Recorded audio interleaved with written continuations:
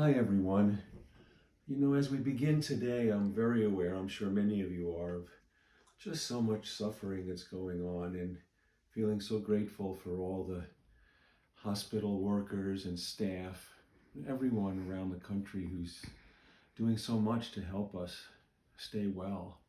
Um, it brings me back to my own experiences with hospitals. Some of you know from my work, I'm a long-term cancer survivor, over 30 years. And ever since then, I've really tried hard to look for joy in whatever's before me. I remember after one surgery, I woke up and a kind nurse was right there in my face giving me ice chips. Well, I honestly had never paid much attention to ice chips before that.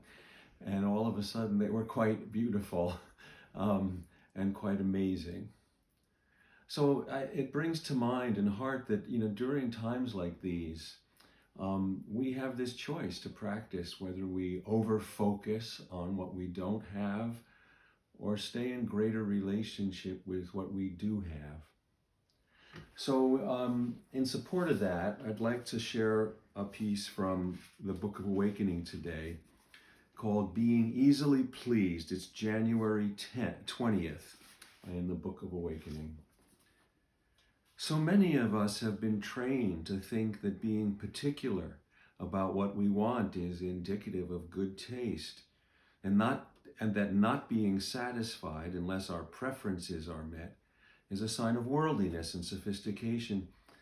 I remember being at a party where a woman wouldn't accept her drink unless it was made with a certain brand of vermouth.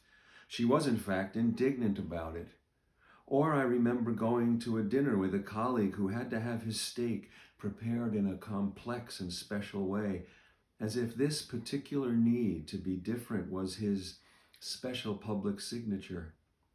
Or watching very intelligent men and women inscribe their circle of loneliness with criteria for companionship that no one could ever meet.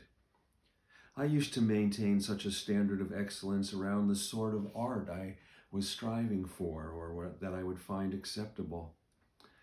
Often this kind of discernment is seen as having high standards when in actuality, all it does is isolate ourselves from life while rationalizing that we are more special because people have to meet our very demanding standards. The devastating truth is that excellence can't hold you in the night. And as I learned when ill, being demanding or sophisticated won't help you survive. A person dying of thirst doesn't ask if the water has chlorine or if it was gathered in the foothills of France. Yet to be accepting of the life that comes our way doesn't mean that we deny all these difficulties and disappointments.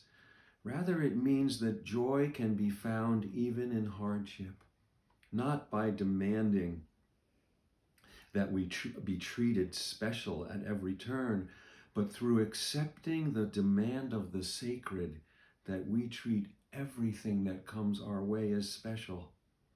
Still, we're taught to develop preferences as signs of importance or even position. In fact, those who have no preferences, those who are accepting of whatever is placed before them, are often seen as simpletons. However, there is a profound innocence in the fact that sages and children alike are easily pleased with whatever the day gives them, and puppies too, I would add. The further I awaken to this life, the more I realize that God is everywhere, and the extraordinary is waiting quietly beneath the skin of all that is ordinary. Light is both in the broken bottle and the diamond, and music is both in the flowing violin and in the water dripping from the drainage pipe. Yes, God is under the porch as well as on top of the mountain, and joy is both in the front row and the bleachers, if we can just try to be where we are. So I hope you're well today, and I hope you can keep trying to grow in place. We'll see you soon. Zuzu, are you a simpleton? You don't have any preferences, do you? No.